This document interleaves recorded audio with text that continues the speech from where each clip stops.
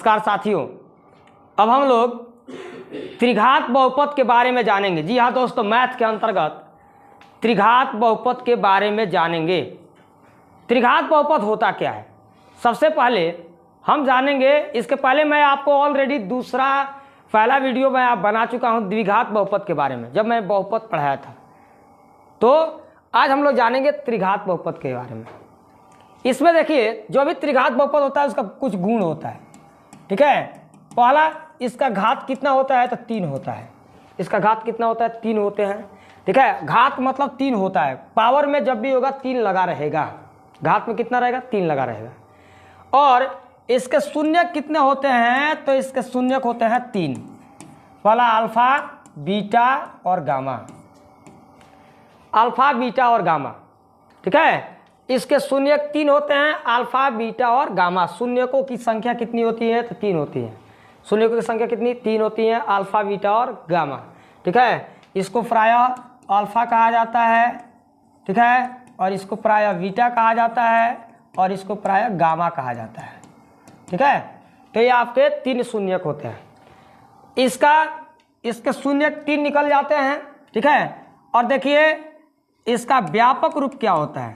व्यापक रूप ये होता है ax³ plus bx² plus cx plus d, ठीक है। यही व्यापक रूप होता है, ठीक है। यही क्या होता है, व्यापक रूप होता है इसका, जहां a b c d का मान धनात्मक भी हो सकता है, ऋणात्मक भी हो सकता है, बदलता रहता है, ठीक है। अब हम लोग त्रिघात बहुपद के कुछ इंपॉर्टेंट्स, जैसे यहाँ पर अब इसका कुछ एग्जाम्पल हम जान लेते हैं। जैसे यहाँ पर हो 5x³ minus 3x² plus 8x minus 5, यह आपका त्रिघात बहुपद है। इसके घात में 2। कहीं कोई क्या करता है ना कि यहाँ x² plus 8x³ minus 2x plus 12 ऐसा देता है। यह भी त्रिघात बहुपद है। अधिकतम घात आप देख सकते हैं 3 है। अधिकतम घात कितना है जी, 3 है। तो यह भी त्रिघात बहुपद है, ठीक है। कोई डाउट?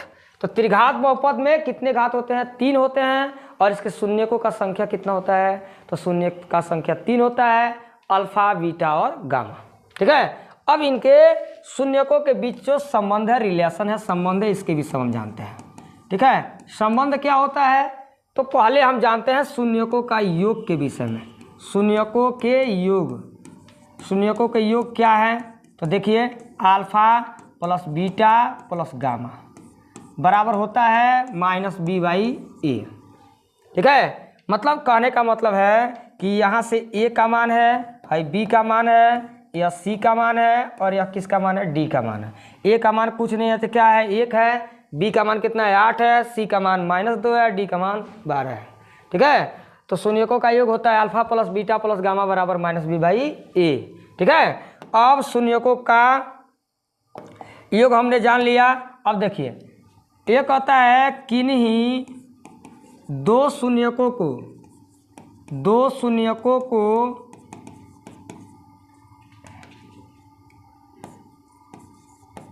एक साथ लेकर उनके गुणनफल का योग, मतलब 2 शून्यक को एक साथ लेना है, उनका गुणा भी करना है और फिर जोड़ना है। तो 2 शून्यक यानी अल्फा के साथ बीटा फिर जोड़ दीजिए, फिर बीटा के साथ गामा फिर जोड़ दीजिए, फिर गामा के साथ अल्फा फिर जोड़ दीजिए, ठीक है। तब होता है c/a। क्या होता है, c/a। अब तीसरा आता है, देखिए ये दूसरा, ये पहला, ठीक है। अब तीसरा क्या आता है जी, तो तीसरा देखिए शून्यकों का गुणनफल। तो शून्यकों का गुणनफल क्या, मतलब 3 गो इसके शून्यक होते हैं, तो तीनों शून्यों को गुणा कर देना। Alpha into beta into gamma बराबर होता है -d/a। अब इसमें क्वेश्चन किस तरह का पूछेगा, ठीक है। सबसे यहाँ ज़रूरी चीज़ है, क्वेश्चन किस प्रकार का पूछेगा। यहाँ कहेगा कि x³ plus 8x² minus 5x plus 4 में शून्यकों का योग निकालिए, ठीक है। तो आपको जब भी शून्य का योग कहेगा यानी alpha plus beta plus gamma का मान निकालना है। तो alpha plus beta plus gamma का मान निकालने के लिए आपको योग है, तो योग में कह रहा है माइनस बी बाई ए। तो माइनस बी बाई ए के जगह पे याद है कि ए का मान है, बी का मान है, या सी का मान है, किसका मान है, डी का मान है। तो हम पहले लिखेंगे चूंकि ए बराबर इतना, बी बराबर इतना, सी बराबर इतना और डी बराबर इतना। ये प्राय ऑब्जेक्टिव टाइप में क्वेश्चन पूछता है, ठीक है। तो शून्यकों का योग alpha plus beta plus gamma, तो क्या करेंगे, alpha plus beta plus gamma का मान माइनस बी, देख लो यहाँ माइनस बी बाई ए होता है, तो माइनस बी के जगह पे कितना हो जाएगा, -8। अब आटा में ए के जगह पे कितना हो जाएगा, 1, यानी -8 इसका आंसर हो जाएगा। अगर यही कहेगा शून्यकों का गुणनफल बताइए, तो शून्यकों का गुणनफल निकालने के लिए क्या करेंगे, तो शून्यकों का गुणनफल निकालने के लिए हम alpha into beta into gamma निकालेंगे। ये होता है C by A, sorry minus D by A, minus D by A. तो देखिए माइनस डी बाई ए, यहाँ पर alpha into beta into gamma, तो इसका माइनस डी बाई ए निकाल दीजिए आप, ठीक है। तो माइनस डी बाई ए के जगह पे कितना है, 4 है, तो माइनस में 4, आई ए के जगह पे कितना है जी, तो 1 है, तो -4/1 यानी माइनस में 4 इसका आंसर हो जाएगा, ठीक है। तो यही माइनस डी बाई ए हम निकाल सकते हैं। तो शून्यकों का योग निकालना हो, शून्यकों का गुणनफल निकालना हो, या शून्यकों का कि दो शून्यकों को एक साथ लेकर उनके गुणनफल का योग निकालना हो, तभी इसी प्रकार से हम निकाल सकते हैं, ठीक है। अब हम जानते हैं इसका फॉर्मूला। अगर मान लीजिए कोई शून्यक आपको दिया रहे, कोई शून्यक आपको दिया रहे, तो हम किसी त्रिघात बहुपद को कैसे ज्ञात करेंगे, इसके लिए एक फार्मूला होता है त्रिघात बहुपद बराबर। इसके लिए फार्मूला होता है त्रिघात बहुपद बराबर, ठीक है। यह फार्मूला होता है, ये फार्मूला क्या होता है जी, तो x³ minus alpha plus beta plus gamma into में x² प्लस, ठीक है, पहले शून्य का योग और उसके बाद दो शून्य को एक साथ लेकर उनके गुणनफल का योग। तो ये होता है alpha into beta plus beta into gamma plus gamma into alpha, ये हो गया। तो यह शून्यकों का योग हो गया, दो शून्य को एक साथ लेकर गुणनफल का योग, उसके बाद से माइनस क्या होगा, minus alpha into beta into gamma.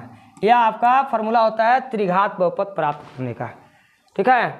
यहाँ पर हाँ जी, यहाँ x रहेगा, तो यहाँ x³ alpha plus beta plus gamma into x² plus alpha into beta plus beta into gamma plus gamma into alpha into x plus alpha into beta into gamma.